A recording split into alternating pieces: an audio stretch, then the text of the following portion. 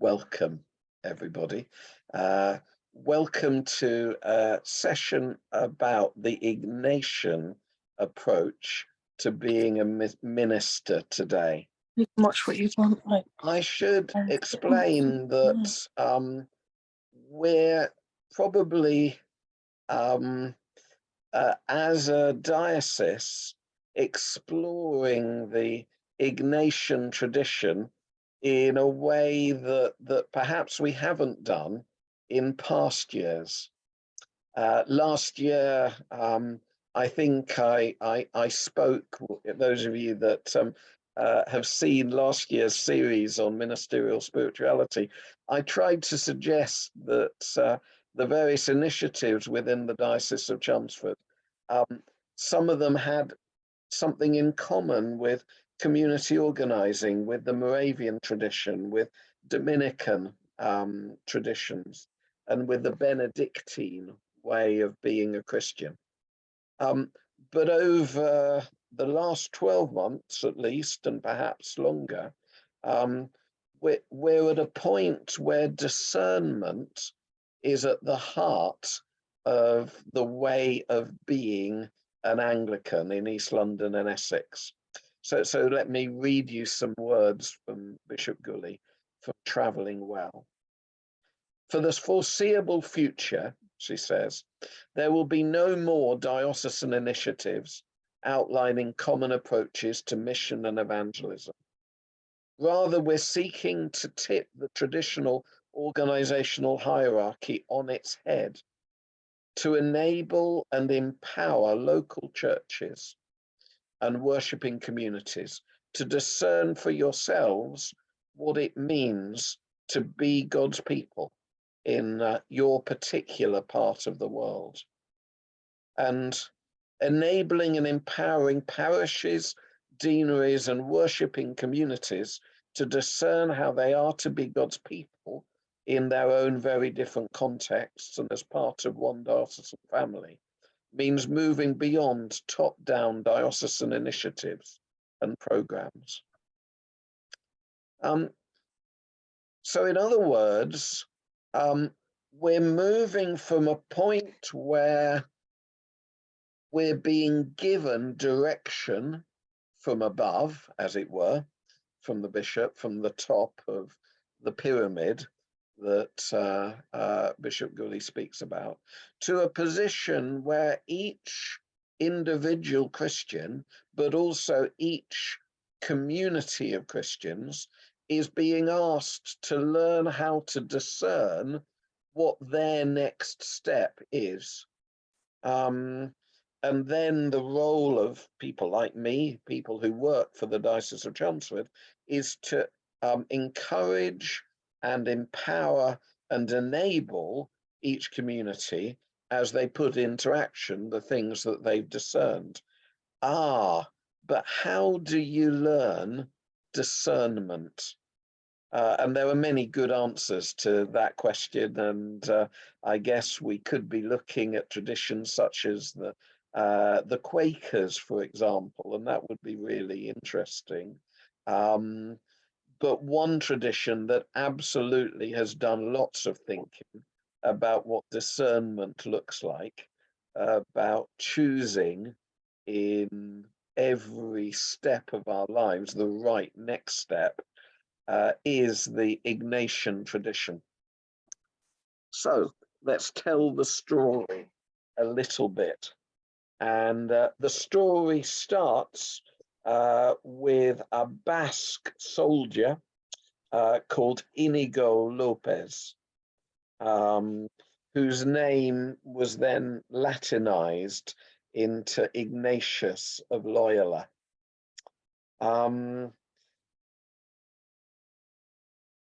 He's in the army at the battle around the Spanish fortification of Pamplona. And this is at the very beginning of the 16th century. roughly at the time, to help with sort of British history, where Henry VIII is about to become the British king, where Luther is just sort of getting properly miserable at being a monk. That's that same time in European history. And a cannonball shatters his leg and breaks his knee. And along with the knee, the cannonball shatters his ambition and his pride and his dreams and his self-esteem. It puts him radically out of action.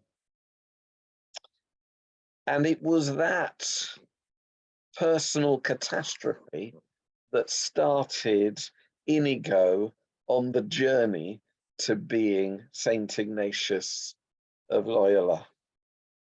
And that's mainly because he got bored. I mean, you would, wouldn't you? You've broken your knee, or a cannon has broken it for you. You're a restless person. You're a highly imaginative person. What are you gonna do? Well, you go back to your family home.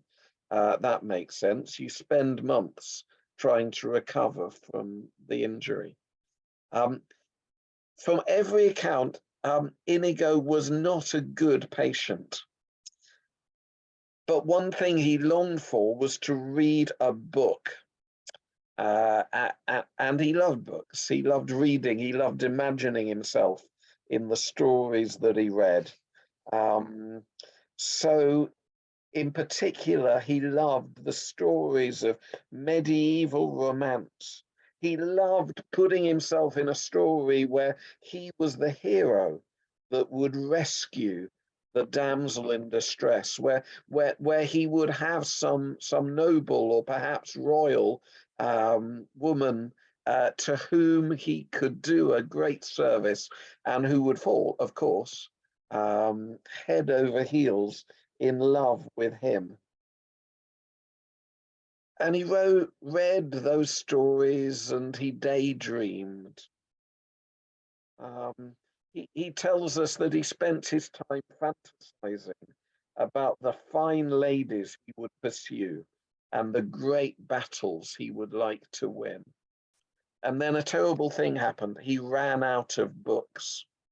I mean, there are only so many romance books in a medieval home, and he had read all of them before very long.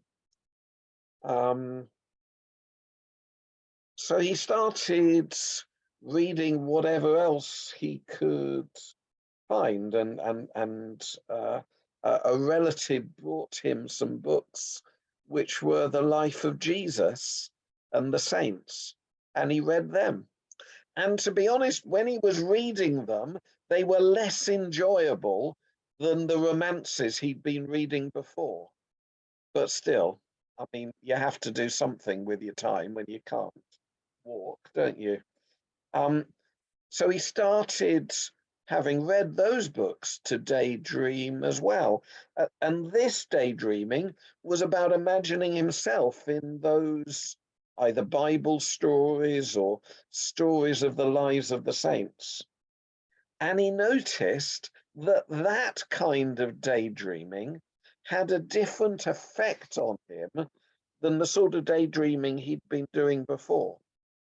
When he was daydreaming about himself being a hero, or at least a romantic hero, it felt okay at the time, but left him feeling dissatisfied and empty afterwards. But when he'd been daydreaming about being in the gospel stories, or in the stories of some saint or other, he wasn't at the center of his dream. Jesus, or some follower of Jesus, was at the center of it. And that left him feeling satisfied and joyful. It gave him energy and hope. Well, time went on, and The next period, as it were, of Inigo's development is as he went to the Abbey of Montserrat. And there, well, I mean, he was an impulsive sort of person. So as he goes to the Abbey, he confesses his sins by tradition. It took him 3 days to get through his full confession of his sins to a point that he felt ready to start a new life as champion and pilgrim for God.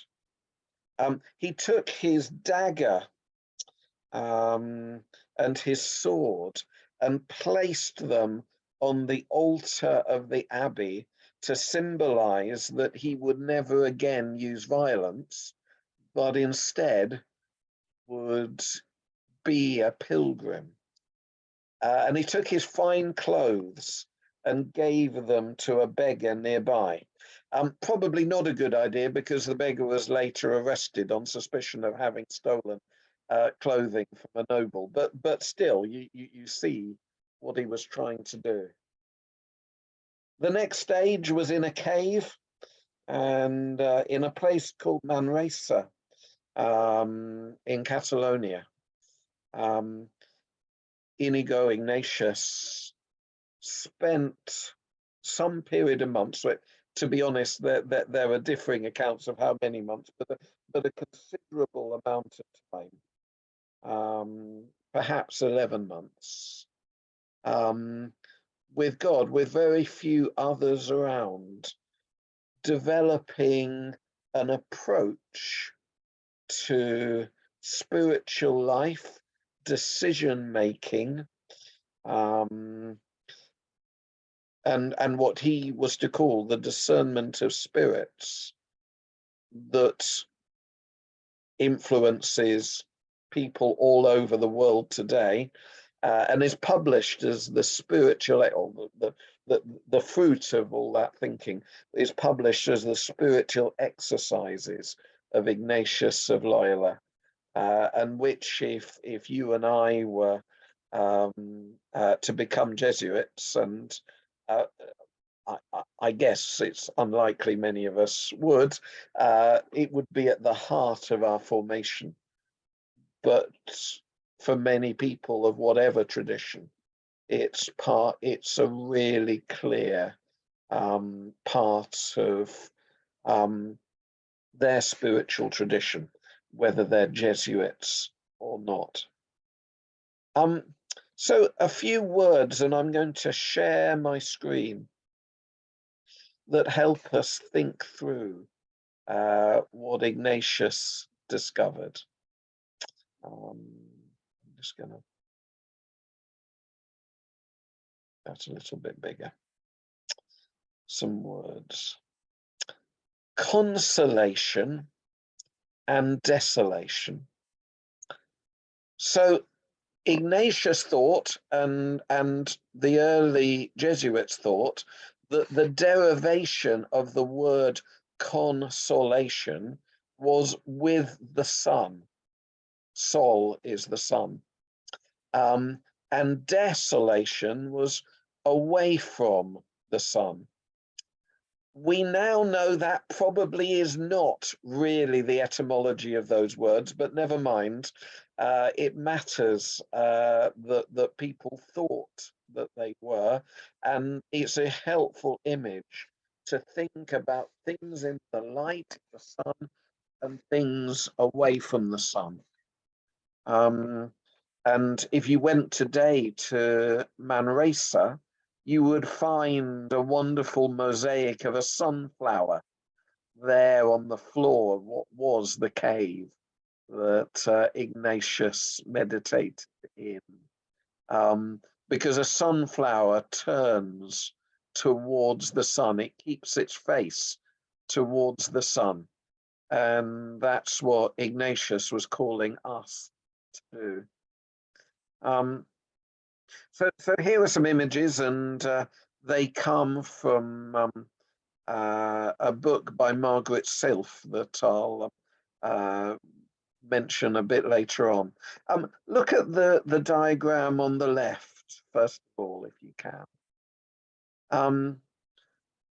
Here you've got a sun, and you've got somebody directed away from God.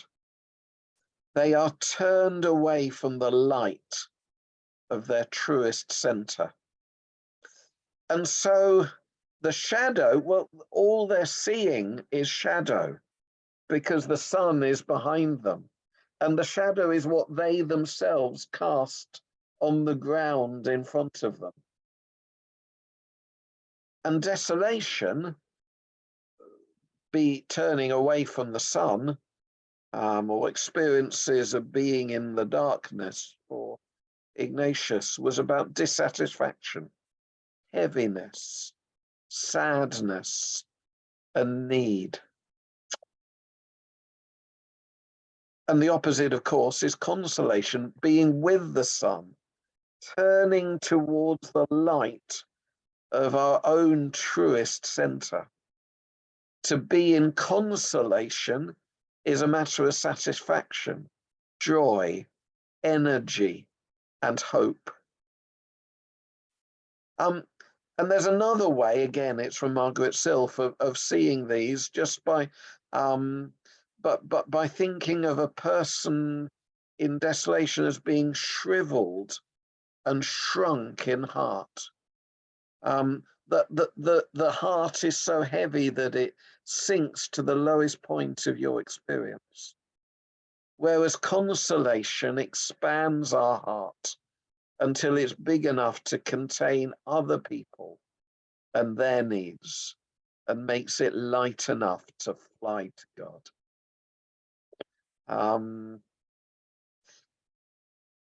And Ignatius would say, there are ways we can review our day, our week, our month, our life, and see where the consolation is and the desolation is. But remember, this is not just about what makes you happy at the time or what makes you sad at the time. With those romances that Ignatius read, they made him happy at the time, but when he reflected on them afterwards, they made him feel dissatisfied, heavy, sad, and in need. And likewise, there might be something which at the time feels difficult, and we would not at all, if it was just down to what we found pleasant, choose to do it. But when we reflect on it afterwards, there is a lingering sense of satisfaction,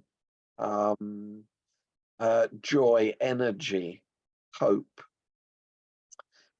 Another way that Jesuits might think about this, or those in the Ignatian tradition, is when things happen to us, we could either react or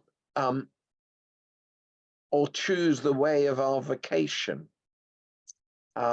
Reaction means doing what in the midst of that moment feels natural, feels, you know, our fight or flight response, as it were.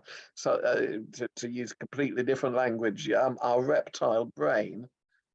Whereas it is possible instead to react to what happens to us in keeping with the call that God has on our life. And Jesuits often speak of election, but they don't mean by election the same thing as Protestants, or indeed politicians mean by the word election.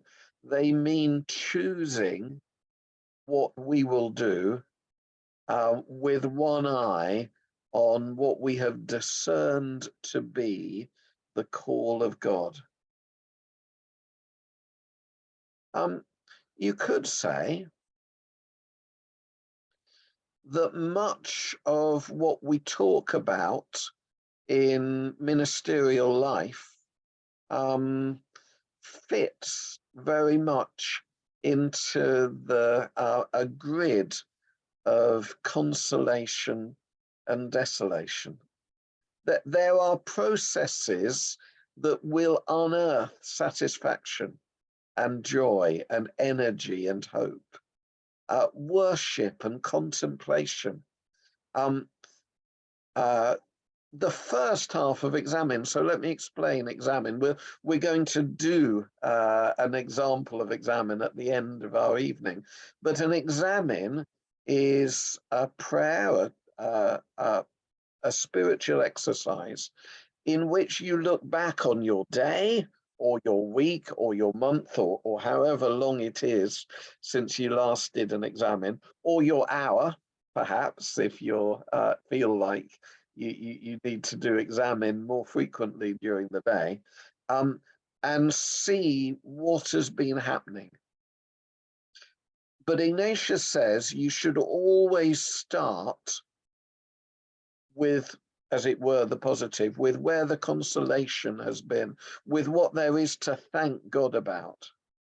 You don't start by saying, oh God, I messed up again. No, start with what's good. Start with where God has been active and alive, where you've seen God working.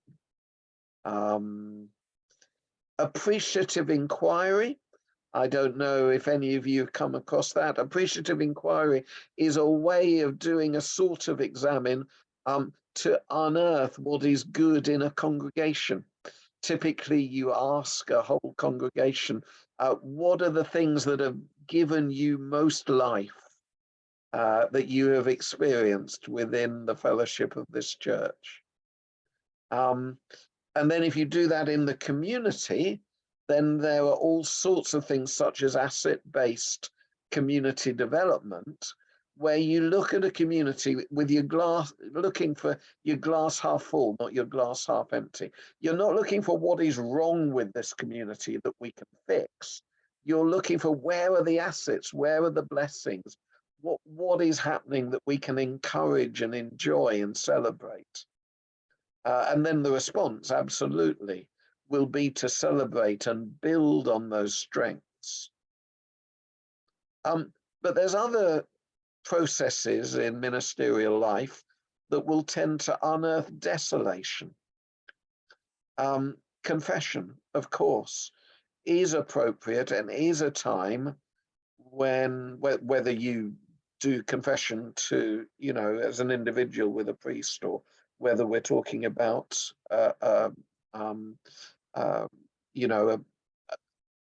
a process of confession that is between you and God with no other human intermediary.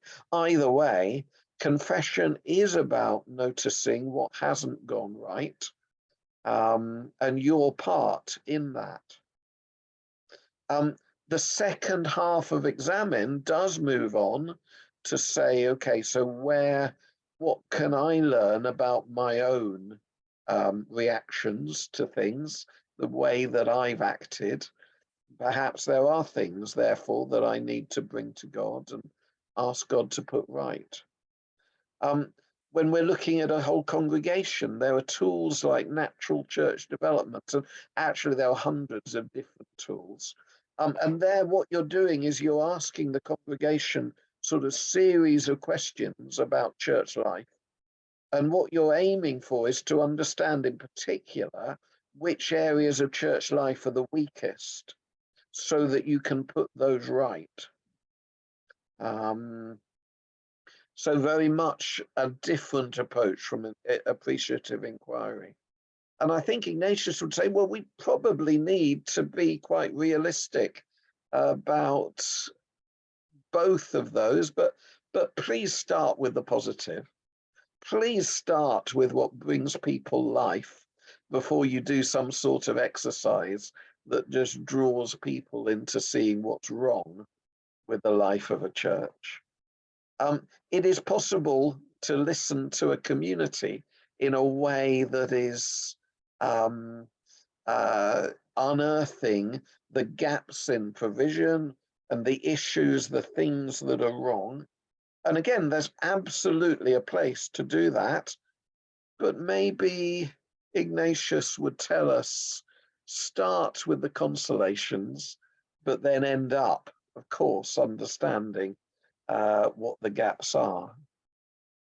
And our response to desolation is likely to include repentance.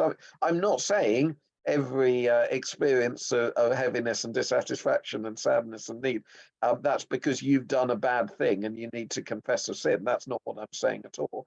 But sometimes when we have unearthed desolation, some sort of corporate repentance perhaps is appropriate.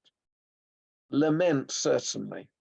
And there is a strand of thinking that would say today's church is so keen to find the positive and to appreciate the assets that that we have forgotten that we need to lament what is wrong in our churches and in our world.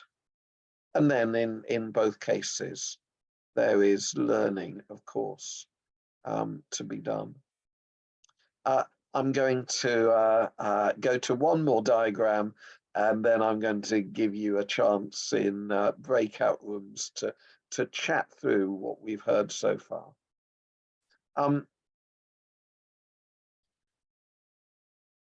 Here's a diagram.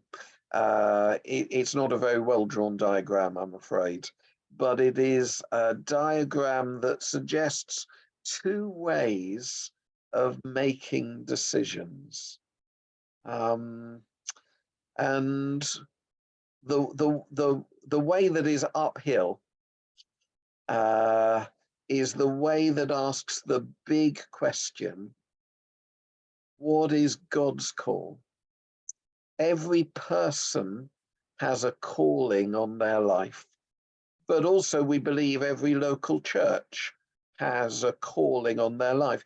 Churches have a vocation too, as Bishop Gully puts it in Traveling Well Together.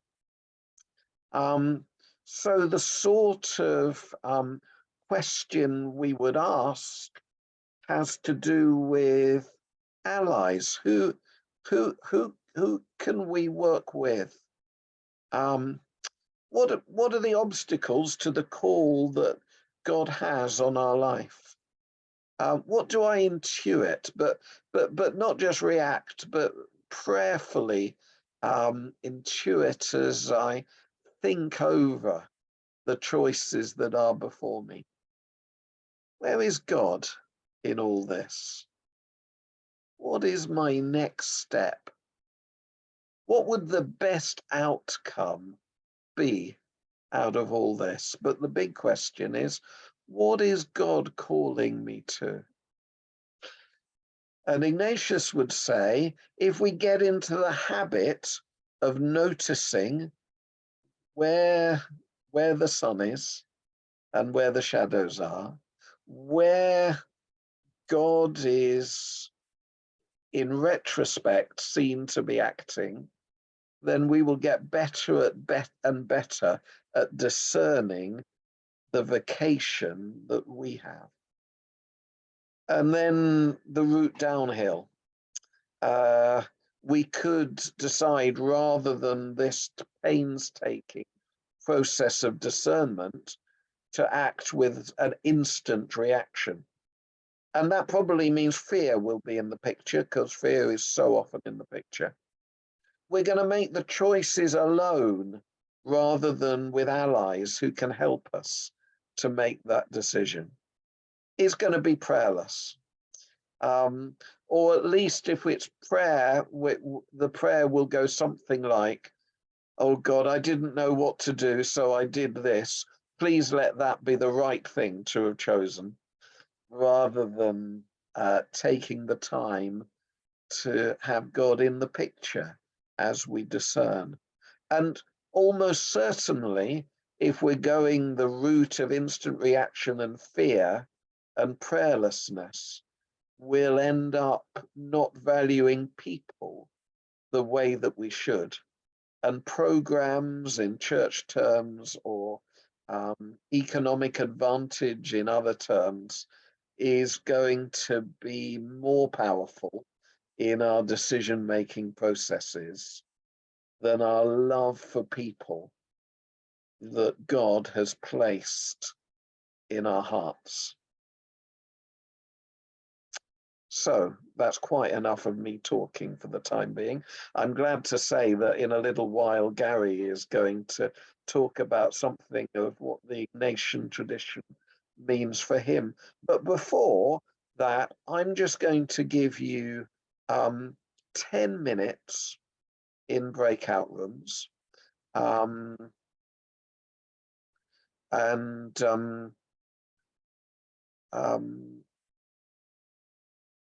All I'm asking is, have you had any experience of Ignatian approach to discernment?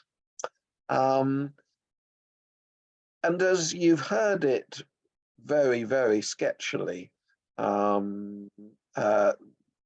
pointed out by me, what are you feeling about this approach to spirituality and how it might become real in your life, but also in your ministerial life? That is, would this touch down and be useful in the, in your church context? Okay, so I'm going to give you 10 minutes in breakout room. See you soon.